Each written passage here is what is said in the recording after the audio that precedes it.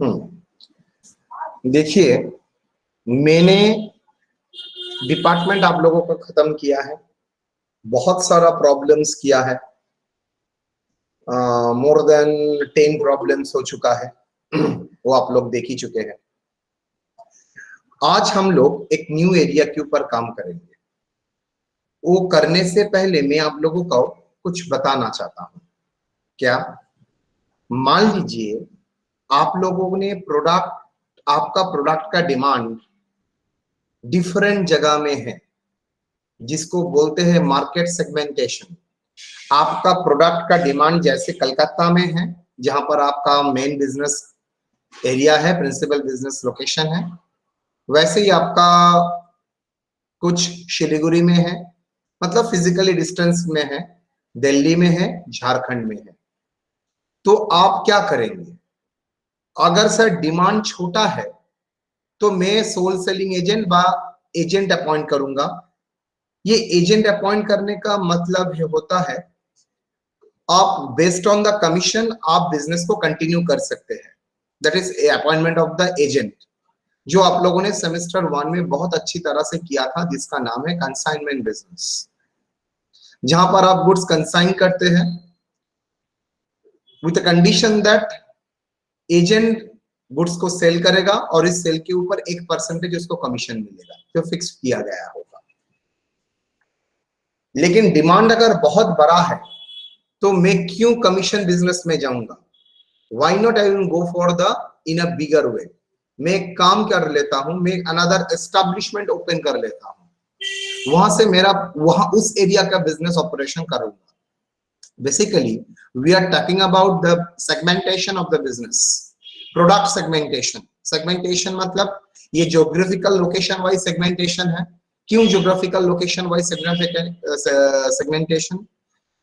मेरा बिजनेस कलकत्ता में है, मेरा बिजनेस का डिमांड आउटसाइड कलकत्ता में भी है, तो दो डिफरेंट ज्योग्राफिकली आइसोलेटेड एरिया है। तो उस एरिया को का डिमांड सपोर्ट करने के लिए मेरे पास दो ऑप्शन है। फर्स्ट ऑप्शन है मेरा, मैं कमीशन एजेंट ओपन कर सकता हूं, दैट इज कंसाइनमेंट बिजनेस। दूसरा और एक तरीका मैं कर सकता हूं, मैं मेरा एक बिजनेस ही वहां पर क्या करूंगा, मेरा एक बिजनेस आउटलेट बिजनेस का एक एस्टेब्लिशमेंट वहां पर जाके ओपन कर दूंगा। तो ये जो सिस्टम मैंने फॉलो किया है, ये सिस्टम वेरी इंटरेस्टिंगली बिजनेस को ज्यादा रेवेन्यू देगा। ज्यादा रेवेन्यू इन से वे में उसको क्या बोलेंगे? ज्यादा रेवेन्यू का मतलब, ज्यादा रेवेन्यू का मतलब सर आपका प्रॉफिट भी ज्यादा आएगा। तो ये सिस्टम से हम लोग बिजनेस कर सकते हैं। ये सिस्टम का नाम क्या है? It is not the principal business जो मैं वहां पर कर रहा हूं। मेरा प्रिंसिपल बिजनेस का छोटा पार्ट, एक ब्रांच मैं वहां पर ओपन करने वाला हूं। That is the termed as branch of the head office. तो कलकत्ता में जो बिजनेस है that is the principal business, and Calcutta के बाहर जो बिजनेस में कंडक्ट कर रहा हूं इन अ नटशेल फॉर्म, छोटा form, primarily focus only on sale, लेकिन जो बिजनेस है वो बतौर मेरा ही ब्रांच में होगा। So that outlet is in known as branch, और कलकत्ता का ऑफिस का नाम है हेड ऑफिस। तो आज पहली बार आप लोगों का कॉन्सेप्ट में सामने आया है बिजनेस का जियोग्राफिकल सेगमेंटेशन अगर है, और वो जियोग्राफिकल सेगमेंट में अगर प्रोडक्ट का डिमांड ज्यादा है तो मैं कंसाइनमेंट का रिप्लेसमेंट करके मैं ब्रांच ओपन कर सकता हूं। नाउ बिजनेस एस्टेब्लिशमेंट करने के साथ ये तो स्ट्रेटेजिकल डिसीजन आप बोल रहे थे, जिसके साथ मेरा कोई कनेक्शन नहीं है, दूर दूर तक कनेक्शन नहीं है, बिकॉज मैं अकाउंट्स का टीचर हूं। मैं मैनेजमेंट, स्ट्रेटेजिक मैनेजमेंट में बिलीव नहीं करता हूं, काम नहीं करता हूं। इसका काम जो मैनेजमेंट टीचर है वो लोग करते हैं। लेकिन सर आप इसका रेफरेंस क्यों ले रहे हैं? बिकॉज मेरा पर्पस है यहाँ पर अकाउंटिंग करना, हर यूनिट का इवेल्युएट करना मेरा अकाउंटेंट का काम है। हर यूनिट कैसे परफॉर्म कर रहा है, जैसे हेड ऑफिस उसका काम के लिए उसका इवेल्युएशन होता है, सेम तरीके से आपका ब्रांच का इवेल्युएशन का जरूरी है। जैसे सेमेस्टर 1 में अपने कंसाइनमेंट का इवेल्युएशन किया था, सेम वे में ब्रांच का इवेल्युएशन करेंगे। तो ब्रांच को क्या मैं सेपरेट एंटिटी मान के चलूंगा? यस, सेपरेट एंटिटी मान के चलेंगे। तो ब्रांच और हेड ऑफिस अलग अलग एंटिटी है, तो अलग अलग एंटिटी है, तो मेरा ट्रांजैक्शन का रिकॉर्डिंग भी होगा।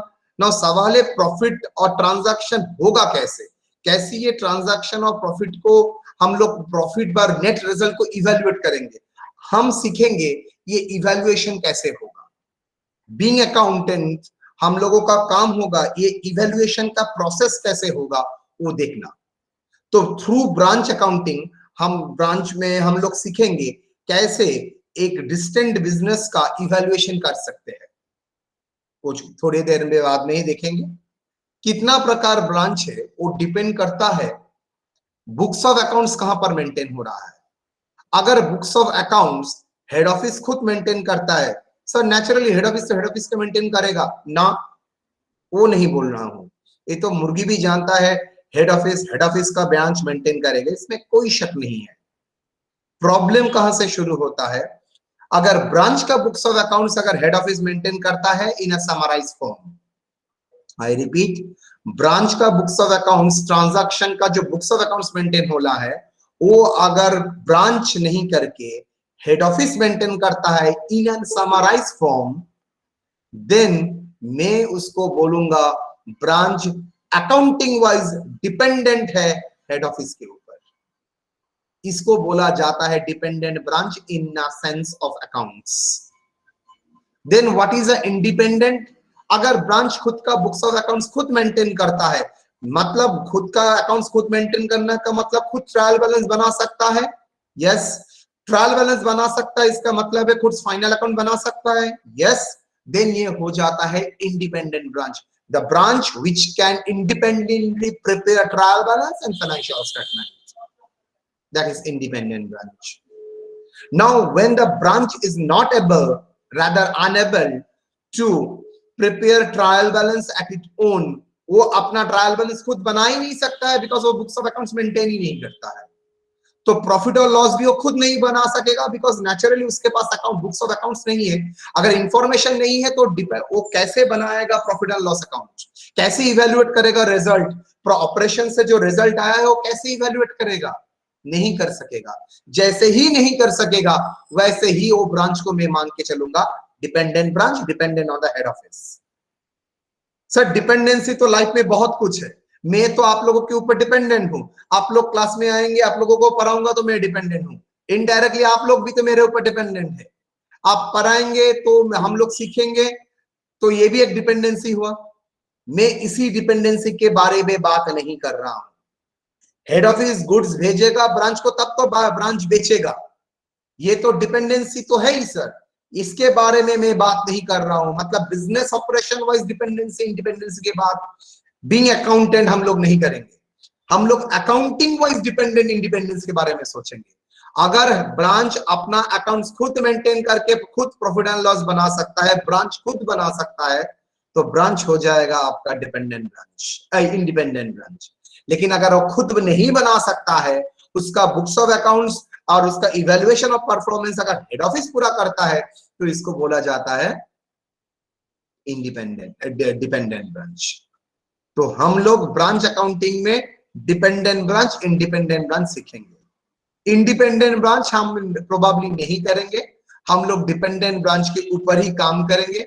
नो सवाल है ये डिपेंडेंट ब्रांच का कॉन्सेप्ट तो समझ में आ गया, नो प्रॉफिट और लॉस कैसे कैलकुलेट होगा।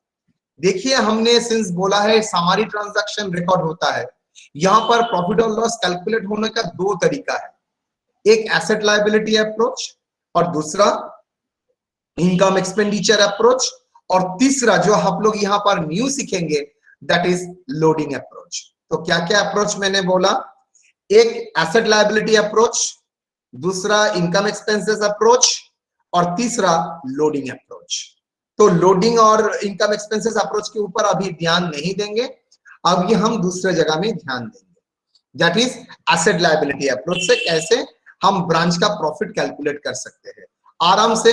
ब्रांच को एक इन्वेस्टमेंट सेंटर मानेंगे, ब्रांच को एक पर्सनल अकाउंट मानेंगे, तो उसका closing balance opening balance compare उसके साथ further introduction and drawing compare करने से ही आपका प्रॉफिट आ सकता है। सर कैसे आ सकता है, मैं एक छोटा कॉन्सेप्शन देता हूं।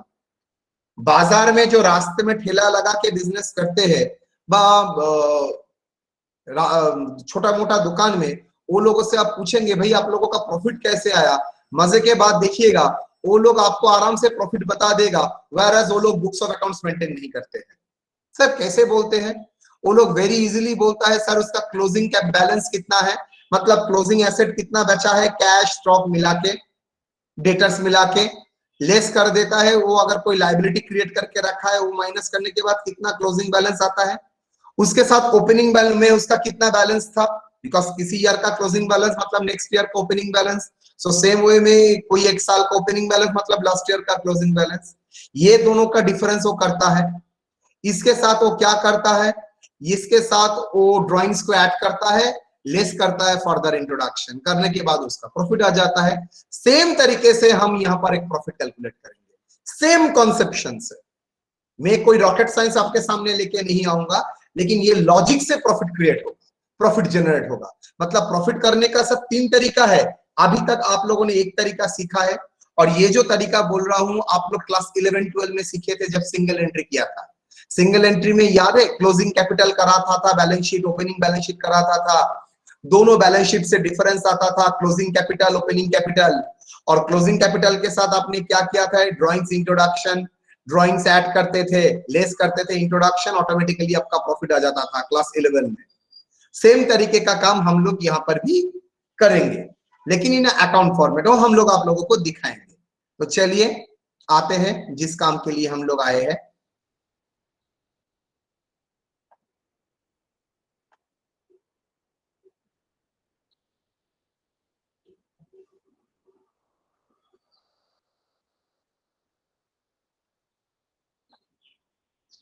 चलिए, is it visible to all of you? Yes, sir. Yes.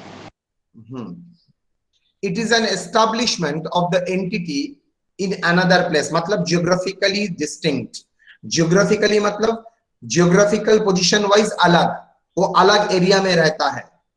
entity in another place, generally it is not a rule outside the state, it is a strategy of the organization to satisfy the demand of the product in another place। ये क्यों open करता हूं? it is मतलब branch is done, branch is an establishment, तो branch another place में क्यों open हो रहा है? to satisfy the demand of the another place। the principal office मतलब जो सिटी में है, principal office is termed as head office, मतलब जो मेन एरिया ऑफिस है उसको बोलते हैं head office. here the accounting either maintained by the head office or by the branch, तो ब्रांच का जो अकाउंटिंग है, here the accounting for branch either maintained by head office भी मेंटेन कर सकता है, और by the branch भी मेंटेन कर सकता है। अगर हेड ऑफिस मेंटेन करता है ब्रांच का अकाउंटिंग तो डिपेंडेंट ब्रांच हुआ, अगर ब्रांच खुद अपना अकाउंटिंग मेंटेन करता है तो इंडिपेंडेंट ब्रांच हुआ। Evaluation of performance of the branch is necessary for future course of action। Why evaluation is necessary? Future में क्या ब्रांच को कंटिन्यू करेंगे ना डिसकंटिन्यू करेंगे, कहां पर आपका लूप होल्स को आइडेंटिफाई करेंगे, ये सब के लिए आपको क्या लगेगा, इवैल्यूएशन करना पड़ेगा। तो इवैल्यूएशन के लिए मुझे ब्रांच का प्रॉफिट अलग से कैलकुलेट करना पड़ेगा, नहीं तो मैं एक साथ मार्जिन प्रॉफिट करके तो बता नहीं सकता हूं ब्रांच का इवैल्यूएशन का रिजल्ट क्या हुआ। ब्रांच का इवैल्यूएशन करने के लिए मुझे ब्रांच का सेपरेट प्रॉफिट कैलकुलेट करना पड़ेगा। For future course of action आप क्या करने वाले हैं? There are two kinds of branch based on the accounting point of view। कुछ देर पहले ही मैंने आप लोगों के साथ डिस्कस किया था, अकाउंटिंग पॉइंट ऑफ व्यू से ब्रांच दो प्रकार का है। एक dependent branch where books of accounts are maintained by head office, branch cannot prepare trial balance of its own, खुद से अपना बुक्स ऑफ अकाउंट्स मेंटेन नहीं करता है, मतलब वो ट्रायल बैलेंस भी नहीं प्रिपेयर कर सकता है। बुक्स ऑफ अकाउंट्स प्रिपेयर करेगा तभी तो अकाउंट्स का बैलेंस आएगा, तभी तो ट्रायल बैलेंस होगा। तो ट्रायल बैलेंस प्रिपेयर ना करने का सबसे बड़ा रीजन यही है, books of accounts head office maintain करता है, ब्रांच नहीं। इसको बोलते हैं dependent branch, where books of accounts are maintain, books of accounts of branch are maintained by the head office। What is independent branch? Where books of accounts, where books of accounts of branch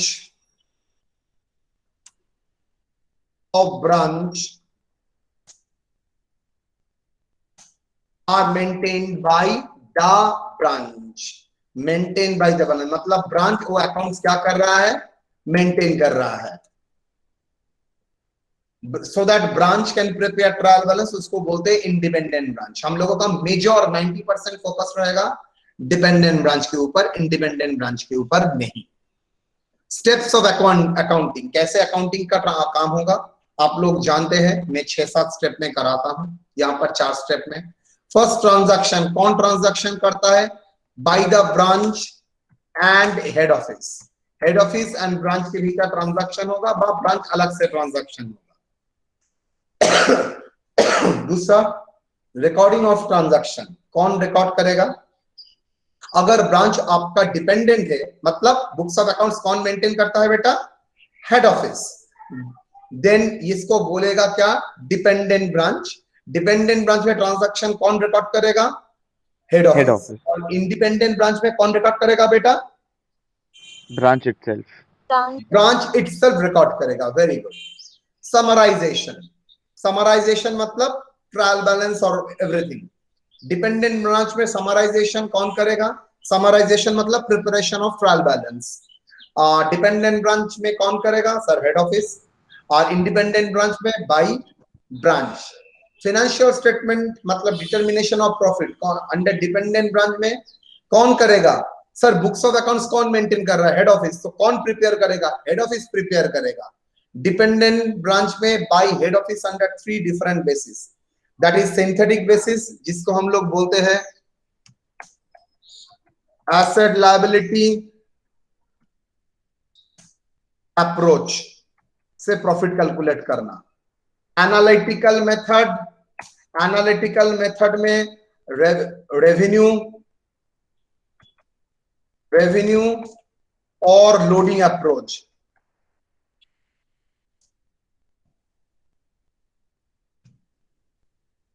trading account और profit and loss account, that is income expenses approach, income expenses approach. ये 3 method हम लोगों को सीखना पड़ेगा, है 3 method हम लोग काम करेंगे।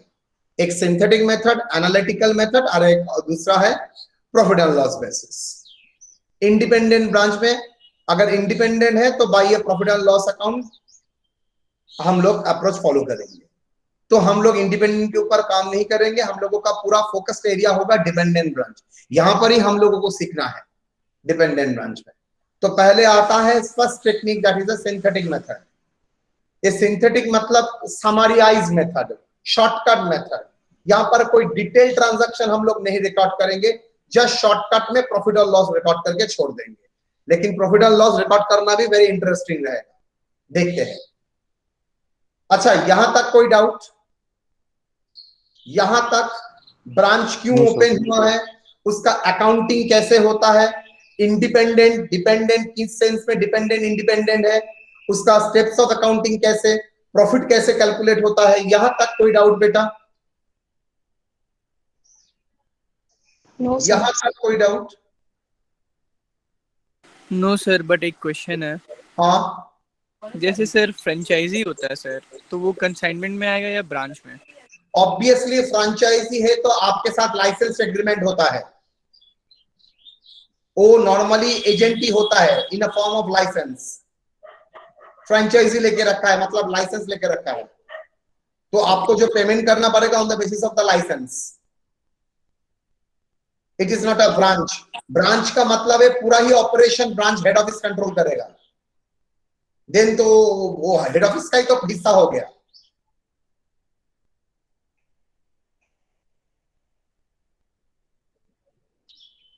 ठीक है, hello, clear sir. No, synthetic basis मतलब नॉट इन अ डिटेल। यहां पर हम लोग प्रॉफिट कैलकुलेट करेंगे लेकिन डिटेल में नहीं। डिटेल का वर्ड का मतलब यहां पर मैं ग्रॉस प्रॉफिट कैलकुलेट नहीं कर सकूंगा, लेकिन हाँ डायरेक्टली मैं बोल दूंगा कितना नेट प्रॉफिट है। मतलब सिंथेटिक बेसिस में हम लोग मर भी जाएंगे, ग्रॉस प्रॉफिट कैलकुलेट नहीं करेंगे, कर सकेंगे ही नहीं इस मेथड में। हम लोग सिर्फ क्या करेंगे, नेट प्रॉफिट करेंगे।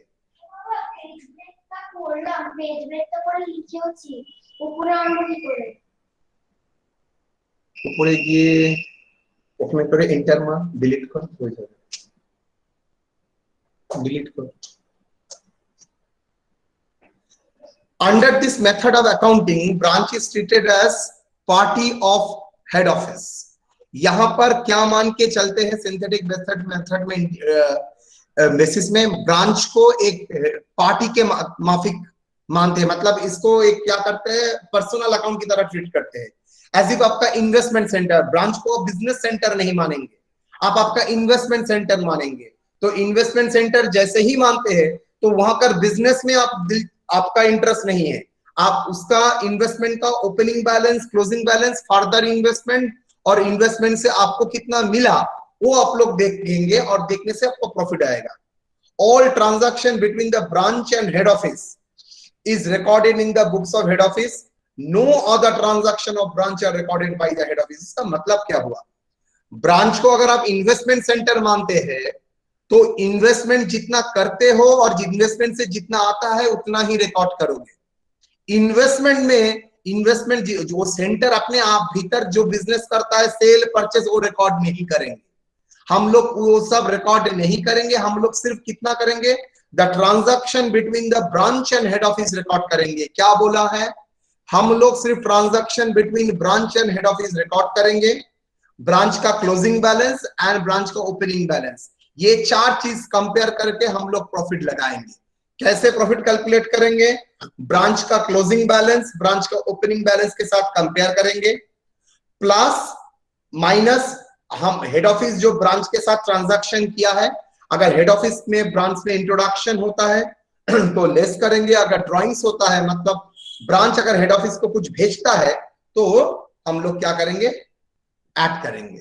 तो कैसे प्रॉफिट कैलकुलेट होगा, एसेट लायबिलिटी अप्रोच से। Closing capital asset liability approach में प्रॉफिट करने का तरीका क्या है, आप लोग मुझे बाय सेंस बताइए। आपका क्लोजिंग कैपिटल है, मान लीजिए अब जो रास्ते का दुकान है उसका क्लोजिंग वैल्यू दिखा रहा है, कैपिटल सब एसेट मिला के दिखा रहा है 1 लाख रुपया। साल के शुरू में 20,000 रुपया था, मुझे बोल सकते हैं ड्यूरिंग द ईयर कितना प्रॉफिट हुआ।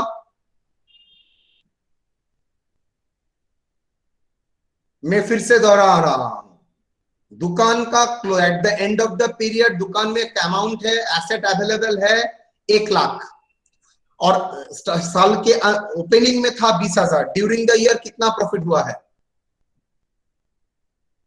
ड्यूरिंग द ईयर कितना प्रॉफिट हुआ है, बोलो। 80,000। 80,000 कैसे किया, मैंने तो नहीं बोला, मैंने तो आपके सामने इनकम भी नहीं दिया, मैंने आपके सामने एक्सपेंसेस भी नहीं दिया, लेकिन आपने प्रॉफिट बोल दिया 80,000। चलिए मैंने बोला during the year 40,000 rupees withdraw करके लेके चला गया था उन्होंने, ड्यूरिंग द ईयर 40,000 विथड्रॉ करके लेके चला गया था, तो प्रॉफिट कितना हुआ। सर अगर विथड्रॉ नहीं करता तो क्लोजिंग बैलेंस आता था 1,40,000, यस और नो। अगर विथड्रॉ करने के बाद आया है क्लोजिंग बैलेंस 1 लाख, अगर विथड्रॉ नहीं करता तो कितना आता है क्लोजिंग बैलेंस में, 1,40,000। Yes sir. तो मेरा प्रॉफिट कितना हुआ sir, 1 lakh minus 20, 80,000 plus drawings. आप लोगों ने क्लास 11 में भी ऐसा किया था सिंगल एंट्री में, प्लस ड्रॉइंग 40,000 लेस इंट्रोडक्शन। मान लीजिए आपने ड्यूरिंग द पीरियड फिर से बिजनेस में 30,000 इंट्रोड्यूस किया, तो 30,000 इंट्रोड्यूस करना मतलब ओपनिंग कैपिटल बढ़ गया, तो ओवरऑल कैपिटल से मेरा 30,000 लेस हो गया, तो लेस इंट्रोडक्शन ऑफ कैपिटल, तो डिफरेंस करके मेरा क्या आ जाता है सर, दैट इज मेरा profit. That is the asset liability approach. Traditionally यही सिस्टम से प्रॉफिट होता था, इसके बाद बहुत रिफाइनमेंट आया, कॉन्सेप्ट ऑफ इनकम एक्सपेंसेस आया, तो आप लोग जो प्रॉफिट एंड लॉस करते हैं वो थोड़ा एडवांस लेवल में है, लेकिन ओरिजिनली एकदम ट्रेडिशनली वेरी इजीली जो रास्ते का दुकान लोग करता था, that is called asset liability approach. ये एकदम ट्रेडिशनली नियर अबाउट 2-3 हजार वर्षों के पहले से ये मेथड एप्लीकेबल है एसेट लायबिलिटी अप्रोच से प्रॉफिट करना, मतलब ये एकदम सबसे इजी मेथड। लेकिन प्रॉब्लम इस मेथड में यही है, यहां पर मैं प्रॉफिट कैलकुलेट कर सकूंगा लेकिन प्रॉफिट का बाइफरकेशन पॉसिबल नहीं होगा। मतलब how much gross profit, how much net profit मुझे पता नहीं है, मुझे इतना प्रॉफिट है पता है कितना प्रॉफिट है, और वही प्रॉफिट ही नेट प्रॉफिट है। इतना डिटेल हम लोगों को पता ही नहीं था। The concept of income expenses ये हम लोगों के दिमाग में था ही नहीं। लुका पैसियोली ने वो पहला बार इंट्रोड्यूस किया था, what is the concept of income and expenses. उससे पहले इनकम एक्सपेंसेस का तो कोई कॉन्सेप्ट था ही नहीं। हम लोग स्ट्रेट वेट में एसेट एंड लायबिलिटी जानते थे, ये मेरा एसेट है और ये मेरा लायबिलिटी है। तो एसेट लायबिलिटी अप्रोच मतलब closing asset liability minus opening asset liability at drawings less introduction करके मेरा नेट प्रॉफिट आएगा। That is a traditional technique, modern technique नहीं है, ओल्ड टेक्निक। ये प्रोसेस से ही हम लोग करते थे। लेकिन सर उसका क्या रिफ्लेक्शन ब्रांच में आएगा? भाई इस तरीके से अगर प्रॉफिट कैलकुलेट कर सकते तो व्हाई नॉट ब्रांच का भी हम लोग इस तरीके से प्रॉफिट कर सकते हैं। यस सर, कैसे ब्रांच का इस तरीके से प्रॉफिट कैलकुलेट करेंगे? सर बहुत ज्यादा कुछ करना नहीं पड़ेगा।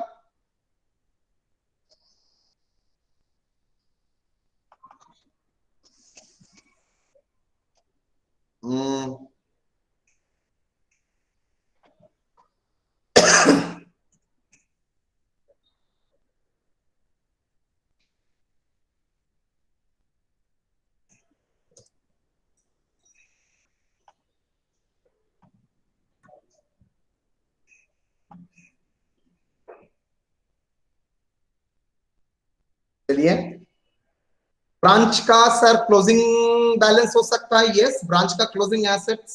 सर ब्रांच का क्या क्लोजिंग एसेट हो सकता है? अरे भाई ब्रांच का अनसोल्ड आइटम नहीं रहेगा। ओ, अनसोल्ड आइटम को क्या बोलते हैं? क्या बोलते हैं अनसोल्ड आइटम को? हम लोग सीखे थे सेमेस्टर 1 में। अनसोल्ड आइटम को क्या बोलते हैं इंग्लिश में, अकाउंट्स में? Closing stock. Very good. तो किसका क्लोजिंग स्टॉक है बेटा? ब्रांच का। Very good. तो इंग्लिश में क्या बोलोगे sir? Branch closing stock. Yes और नो? Yes sir. ओके। दूसरा, अच्छा नेसेसरी है ब्रांच जिसको बेचेगा वो इमीडिएटली कैश में पेमेंट कर देगा? क्रेडिट में भी तो हो सकता है, हो ही तो सकता है भाई। आप अगर क्रेडिट में बेच सकते हैं तो ब्रांच क्रेडिट में बेचेगा नहीं? हाँ सर। तो क्या आएगा? आपका अगर कलेक्शन अभी भी बाकी है तो जो जिससे कलेक्शन बाकी है वो आपको उसको क्या बोलते हैं? डेटर्स। तो ब्रांच का ऐसा अगर जिससे कलेक्शन बाकी है तो क्या बोलेगा? Branch debtors. Branch debtors. Very good. तो ब्रांच स्टॉक भी हो सकता है, ब्रांच डेटर्स भी हो सकता है। ओके। तो ये सब ब्रांच के एसेट है 100%। ये ब्रांच के अकाउंट में ही ये एसेट्स है। और क्या? ब्रांच अगर कैश मेंटेन करता है, नॉर्मली हेड ऑफिस ही पूरा कैश का डीलिंग करता है, लेकिन कुछ कुछ टाइम ब्रांच को कैश हैंडल करने के लिए परमिशन देता है, कुछ कुछ टाइम। वो चाहे ब्रांच पेटी कैश हो और ब्रांच कैश हो, तो उसका नाम हो जाएगा ब्रांच कैश। तो मेरा सर ब्रांच का क्लोजिंग एसेट में ब्रांच स्टॉक आएगा, क्लोजिंग ब्रांच डेटर्स आएगा, ब्रांच कैश आ सकता है। Yes sir. और कोई एसेट आ सकता है? यस, ब्रांच का कोई एक्सपेंसेस अगर एडवांस में दे दिया है, हेड ऑफिस ही इनकर कर रहा है लेकिन on the behalf of branch, तो ब्रांच में अगर एडवांस दे दिया है तो that is a prepaid expenses. Okay sir. Liability क्या है? हो सकता है ब्रांच का कोई एक्सपेंसेस अभी तक पेमेंट नहीं हुआ है, that is outstanding liability for branch. Okay, तो ये मेरा क्या आ गया है? Closing branch asset minus liability करने से मतलब क्लोजिंग कैपिटल मेरा आ गया, दैट इज क्लोजिंग बैलेंस आ गया। Closing branch assets minus liabilities, उसको आप क्लोजिंग बैलेंस भी बोल सकते हैं, क्लोजिंग कैपिटल भी बोल सकते हैं।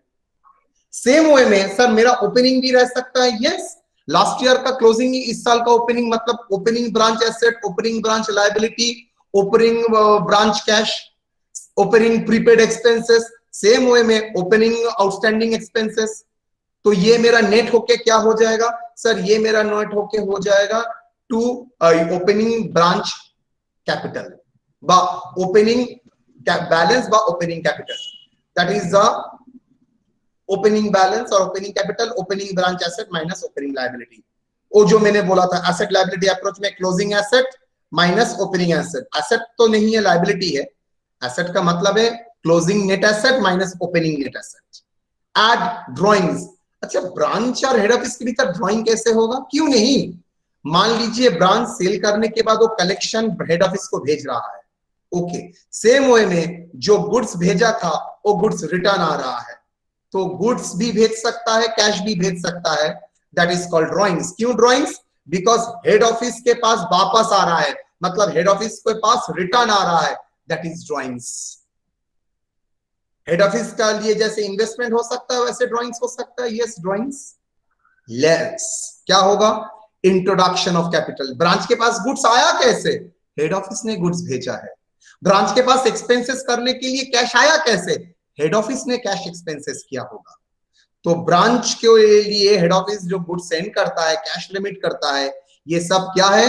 That is in form of introduction. कौन इंट्रोड्यूस कर रहा है? हेड ऑफिस इंट्रोड्यूस कर रहा है। कहां पर इंट्रोड्यूस कर रहा है? ब्रांच में इंट्रोड्यूस कर रहा है। तो सर ये कंपेयर करने से हम लोगों का प्रॉफिट हो जाना चाहिए लॉजिकली। एग्जैक्टली राइट, आपने ठीकली पॉइंट आउट किया है।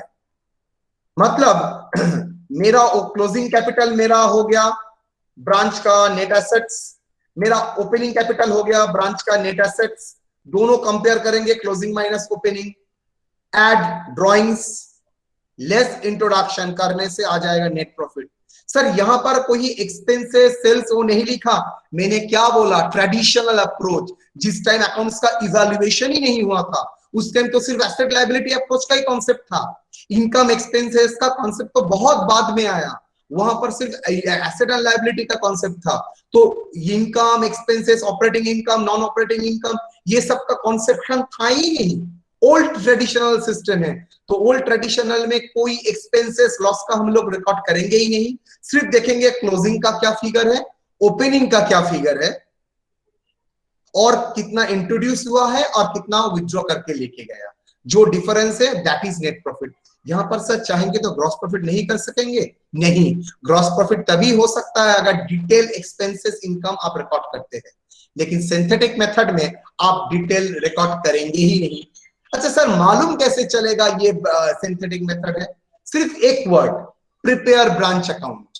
ब्रांच अकाउंट का मतलब ही है, मतलब you are preparing the branch as a personal account. आप ब्रांच को एज ए अलग एंटिटी मान के उसका अकाउंटिंग कर रहे हैं, मतलब ब्रांच आपका पर्सनल अकाउंट की तरह, इन्वेस्टमेंट सेंटर की तरह ट्रीट करना वाले हैं। अच्छा एक मैटर तो समझ गया, मुझे कोई अकाउंट्स बनाना नहीं पड़ेगा, मैं सिर्फ प्लस माइनस करके करूंगा। बेटा प्लस माइनस करके कर सकते हैं, लेकिन जैसे ही मैं बोलूंगा अकाउंट्स बनाना तब आपको अकाउंट्स फॉर्म में करना पड़ेगा। सर कैसे अकाउंट्स फॉर्म में करेंगे? जैसे आप टी फॉर्म में अकाउंट्स करते हैं वैसे ही। अच्छा सर मुझे एक बार दिखा सकेंगे? ऑब्वियसली मैं दिखाऊंगा, लेकिन थोड़ी देर बाद। फॉर ब्रांच मैंने आप लोगों को सिखा दिया। ब्रांच एसेट्स मतलब branch stock, branch debtors, branch पेटी कैश। ब्रांच लायबिलिटी मतलब ब्रांच क्रेडिटर्स, अगर ब्रांच खुद परचेस करता है जो आउटस्टैंडिंग है, अभी तक पेमेंट नहीं हुआ है, प्लस ब्रांच आउटस्टैंडिंग एक्सपेंसेस, ये सबको मिला के बोला जाता है ब्रांच एसेट, और ये नीचे वाला सबको मिला के बोला जाता है ब्रांच लायबिलिटी। तो मेरे लिए सब कुछ ट्रांजैक्शन, जो भी ट्रांजैक्शन मैं करूंगा, मैं ब्रांच को पर्सनल अकाउंट मान के ब्रांच के साथ ट्रांजैक्शन करूंगा। तो हेड ऑफिस जो रिकॉर्ड करेगा वो रिकॉर्ड किसके साथ करेगा? ब्रांच के साथ। तो चलिए एक एक करके आते हैं। गुड्स ब्रांच को कौन भेजेगा? सर पूरा ही ब्रांच को गुड्स भेजेगा, जनरली हेड ऑफिस। तो ब्रांच का गुड्स भेजने के पहले ब्रांच को गुड्स को क्या करना पड़ेगा? ब्रांच को, हेड ऑफिस को गुड्स को आइडेंटिफाई करना पड़ेगा। भाई कितना गुड्स मेरा ब्रांच में जाएगा, कितना गुड्स मेरा कलकत्ता में सेल नहीं होगा, दिल्ली ब्रांच में जाएगा। तो जैसे ही मैं गुड्स आइडेंटिफाई कराता हूं, वो इमीडिएटली मैं लिखूंगा जो गुड्स सेंड टू ब्रांच, मतलब जर्नल मेरा हो जाएगा goods send to branch account debit to purchase to trading account. I repeat, goods send to branch account debit to purchase to trading account. Okay, तो purchase से भी cancel कर सकते हैं, ट्रेडिंग अकाउंट से भी कर सकते हैं।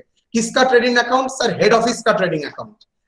तो जर्नल क्या होगा? गुड्स जैसे आइडेंटिफाई कर रहे हो, अभी तक सेंड नहीं किए हो, गुड्स को सेपरेट किया हो by the head office for the branch, तो goods send to branch account debit to purchase. मतलब ये परचेस कौन सा परचेस? आपने जो परचेस किया था, आप मतलब हेड ऑफिस जो परचेस किया था, उस परचेस का एक पार्ट आप आइसोलेट किए for the purpose of the branch. तो परचेस से रिड्यूस किया, बिकॉज परचेस से अगर रिड्यूस नहीं करता तो पूरा ट्रेडिंग अकाउंट में चला जाता। तो जो गुड्स में सेपरेटली ब्रांच के लिए निकल के जा रहा है तो परचेस से लेस करना पड़ेगा। तो जर्नल होगा goods send to branch account debit to purchase account. Now goods आप सेंड कर रहे हो by to the branch by the head office.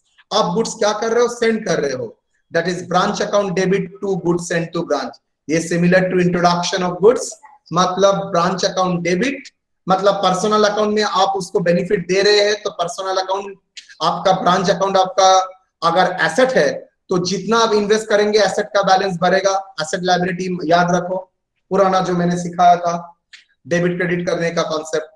तो ब्रांच जितना आप इंट्रोड्यूस करेंगे ब्रांच का बैलेंस बढ़ता जाएगा। तो branch account debit to goods send to branch. Clear? अगर सर ब्रांच गुड्स रिटर्न करता है, ठीक उल्टा एंट्री होगा, goods send to branch account debit, branch का बैलेंस घट रहा है तो ब्रांच का डेबिट बैलेंस घटाने के लिए मुझे क्रेडिट करना पड़ेगा टू ब्रांच अकाउंट। तो goods send to branch account debit to branch account. Remark क्या सर, ये तो सिमिलर टू ड्राइंग हो गया। यस, ये ड्राइंग से और ऊपर वाला इंट्रोडक्शन था। चलिए, cash reimbursement for expenses bye the head office.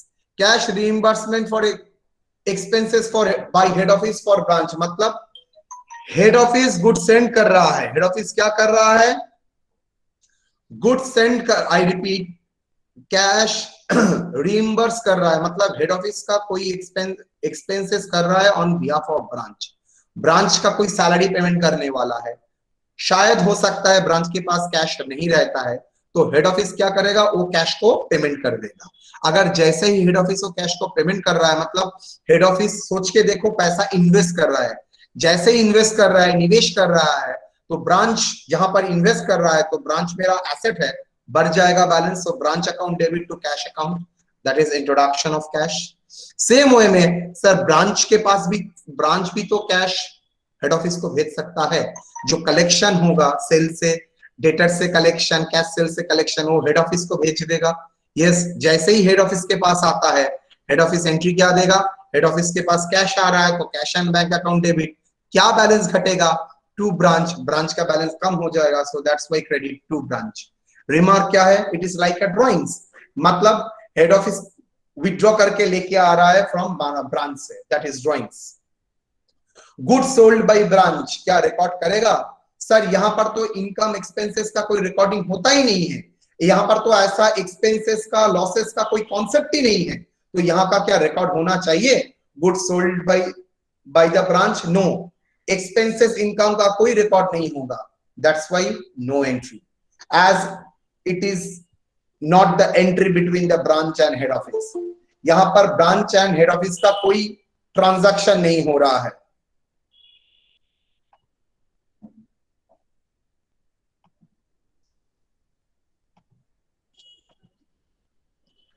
और मैंने यही बोल दिया था, ओनली कौन सा ट्रांजैक्शन रिकॉर्ड करेगा, transaction between branch and head office, ये रिकॉर्ड करेगा, ये छोड़ के और दूसरा कोई रिकॉर्ड नहीं करेगा।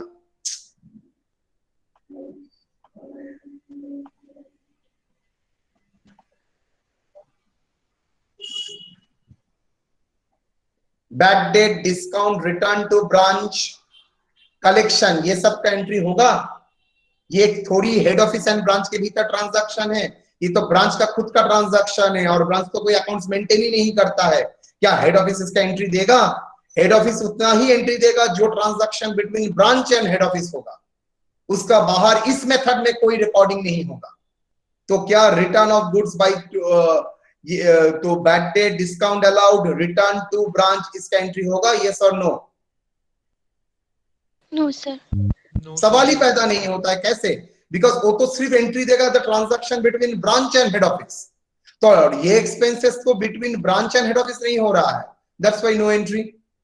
Return of goods to HO by the debtors, अगर डेटर्स गुड्स को ब्रांच में रिटर्न देता है कोई एंट्री होगा, नो एंट्री। लेकिन रिटर्न अगर हेड ऑफिस को देता है, रिटर्न अगर हेड ऑफिस को देता है मतलब ट्रांजैक्शन इनडायरेक्टली तो हो गया ब्रांच के साथ, तो उसका एंट्री आएगा goods send to branch account debit to branch account, that is drawings of the book. Cash paid directly by the debtors to HO, अगर cash directly debtors head office को डायरेक्टली दे देता है तो हेड ऑफिस क्या record करेगा, cash and bank को debit, किसका बिहाफ में मिल रहा है? ब्रांच के बिहाफ में, टू ब्रांच।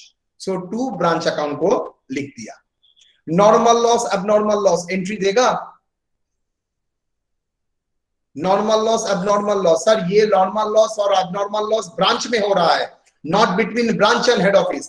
हेड ऑफिस किसी तरीके से इन्वॉल्व नहीं है, so no entry, as it is not the entry between branch and HO. Now ये था ट्रांजैक्शन लेवल। अब opening branch assets, opening branch assets क्या होगा? It is to be treated as branch opening debit balance. Opening branch liability, it is treated as branch opening credit balance.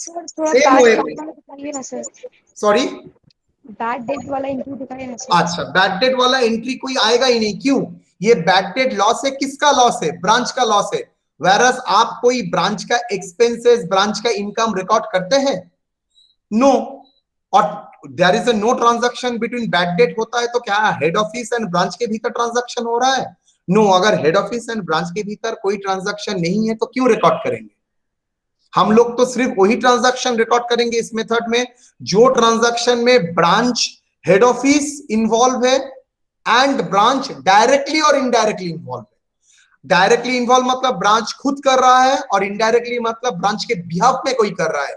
जैसे goods return आ रहा है तो वो return अगर branch दे रहा है तो डायरेक्टली, अगर ब्रांच का डेटर्स रिटर्न कर रहा है मतलब on in behalf of branch, yes sir समझ गए। हेड ऑफिस को डेटर्स दे रहा है तो बैड डेट तो ब्रांच और हेड ऑफिस के भीतर नहीं हो रहा है, that's why no entry. Similarly जैसे ओपनिंग बैलेंस है, क्लोजिंग बैलेंस को ट्रीट करेंगे to be treated as branch closing debit balance, sorry closing branch asset को ट्रीट करेंगे to be treated as branch closing balance. Obviously closing balance बोल के दिखाएंगे, और जो प्रॉफिट और लॉस आएगा वो ब्रांच को हम लोग क्या करेंगे? ब्रांच अकाउंट को डेबिट करेंगे टू जनरल पीएल में हम लोग दिखाएंगे। एक फॉर्मेट ऑफ अकाउंट्स दिखा रहा हूं जिससे आपका मैटर क्लियर हो जाएगा।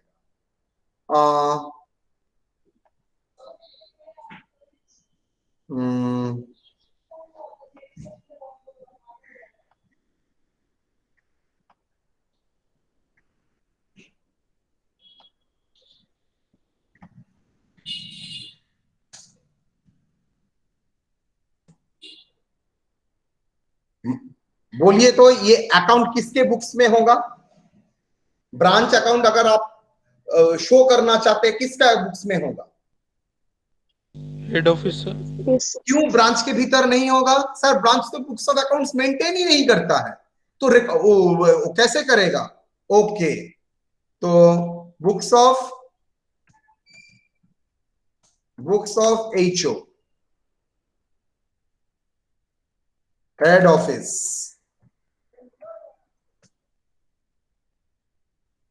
डेबिट ब्रांच अकाउंट,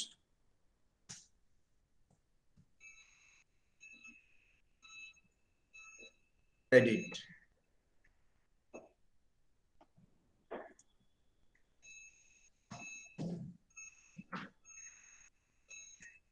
मान के चलता हूं first year, to first year में ओपनिंग बैलेंस का सवाल नहीं है तो मान के चलता हूं first year.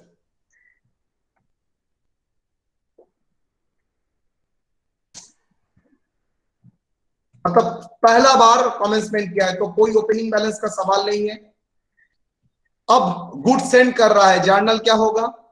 Branch is a personal account, वहां पर जैसे ही गुड सेंड कर रहा है जर्नल क्या होगा? ब्रांच अकाउंट डेबिट, जितना इन्वेस्ट करोगे ब्रांच डेबिट बैलेंस बढ़ता जाएगा, यस और no? Good send to branch account debit to bring branch account debit to goods sent to branch। जितना गुड्स हेड ऑफिस ने सेंड किया है, टू जितना कैश दिया है ब्रांच को एक्सपेंसेस करने के लिए, टू एक्सपेंसेस रिकॉर्ड नहीं कर रहा है, जितना कैश दिया है कैश अकाउंट दे to cash account. Why? Sir branch में जितना कैश इन्वेस्ट कर रहा है ब्रांच अकाउंट डेबिट हो जाएगा, और वही इन्वेस्टमेंट करने से क्या हुआ? कैश उसका पॉकेट से चला गया, so to cash account, that is reimbursement of expenses, reimburse कर रहा है बाई। ब्रांच जो सेल कर रहा है उसका रिकॉर्डिंग नहीं होगा, लेकिन ब्रांच जो भेज रहा है हेड ऑफिस को उसका तो रिकॉर्डिंग होगा। बाई कैश मतलब ब्रांच हेड ऑफिस को क्या भेज रहा है? कैश। ब्रांच के पास कैश आया कैसे? Cash collection. दूसरा कैश सेल्स। ये दो जगह से ही आ सकता है कैश। यस और नो बेटा? Yes, sir. अच्छा, जो गुड्स भेजा है उसका कुछ गुड्स डिफेक्टिव है, वो रिटर्न भी आ सकता है। जब भेजा था जर्नल क्या दिया था? ब्रांच को डेबिट किया था, गुड्स सेंड टू ब्रांच। अब जब रिटर्न आएगा तो क्या एंट्री दूंगा? ठीक उल्टा एंट्री होगा, goods send to branch account. ये क्या है? That is return. पर कोई बैक डेट लॉस कोई सवाल ही नहीं है। बाई क्लोजिंग बैलेंस, तो साल के अंत में मेरा क्लोजिंग बैलेंस क्या है? बाई पर्सनल अकाउंट में बैलेंस कितना आएगा? बैलेंस क्या आएगा? सी क्या आएगा? क्या क्या क्लोजिंग बैलेंस हो सकता है sir? Branch cash, branch stock, branch debtors. ये मेरा क्लोजिंग बैलेंस आ सकता है। ऑटोमेटिकली मेरा ओपनिंग क्लोजिंग लायबिलिटी भी आ सकता है। Yes, why not? To balance CF मतलब ये क्लोजिंग लायबिलिटी अगर कुछ है तो ब्रांच आउटस्टैंडिंग मतलब liability not expenses, outstanding expenses. Sir prepaid expenses भी आ सकता है। Yes, branch prepaid.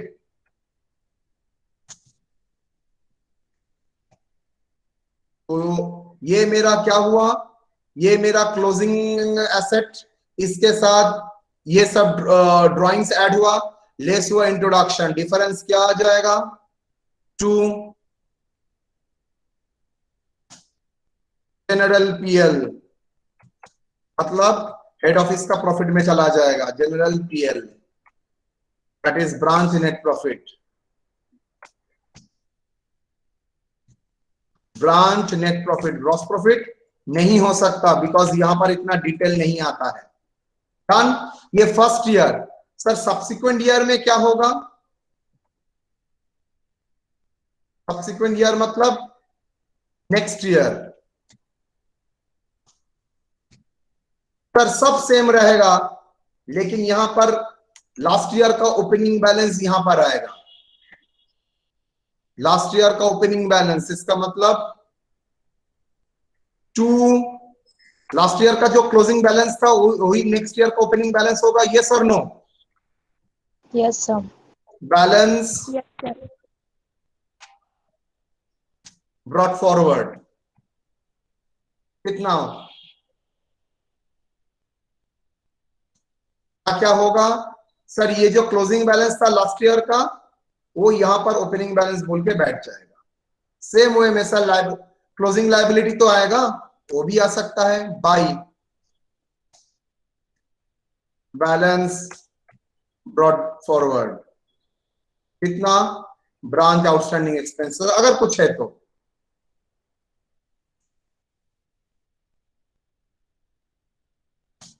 बस मेरा प्रॉफिट आ चुका है।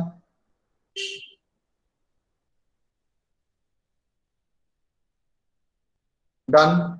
तो ये मेरा क्या हुआ देखो, दैट इज ये पोर्शन मेरा था क्लोजिंग लायबिलिटी, ये पोर्शन था मेरा ओपनिंग लायबिलिटी, ये पोर्शन था मेरा ड्राइंग्स, ये पोर्शन था मेरा इंट्रोडक्शन। डिफरेंस जो आ जाएगा दैट इज मेरा profit, that is asset liability approach से। तो मैंने जो जर्नल था, जहां जहां पर जर्नल था, बैलेंस का तो कोई जर्नल नहीं होता है, वो जर्नल मैंने दे दिया है यहां पर। उसके बेसिस में ही डेवलप किया है ये अकाउंट। ये अकाउंट के टाइम हम लोग प्रॉफिट कैलकुलेट का तरीका ऑलवेज याद रखिएगा, एसेट लायबिलिटी अप्रोच से यहाँ का प्रॉफिट आता है और ओनली उतना ही ट्रांजैक्शन रिकॉर्ड करेंगे जहां पर head office and branch directly और इनडायरेक्टली इन्वॉल्व है, वही हम लोग रिकॉर्ड करेंगे। बाकी जो ब्रांच खुद के भीतर करता है उसका रिकॉर्डिंग हेड ऑफिस में नहीं होगा अंडर सिंथेटिक मेथड। ठीक है, यस सर। ओके। अच्छी तरह से ये देखिएगा, कल का क्लास कोई नहीं मिस करेगा बिकॉज कल हम लोग प्रॉब्लम कराएंगे। ये इसके बेसिस में जैसे ही प्रॉब्लम करूंगा और भी क्लियर हो जाएगा। अकाउंट्स में तो कुछ क्लियर हुआ है, कल जब हम लोग प्रॉब्लम करेंगे और भी एक क्लियर होता जाएगा आपके लिए। ठीक है बेटा, कल 8 बजे क्लास है। Okay sir. Okay sir.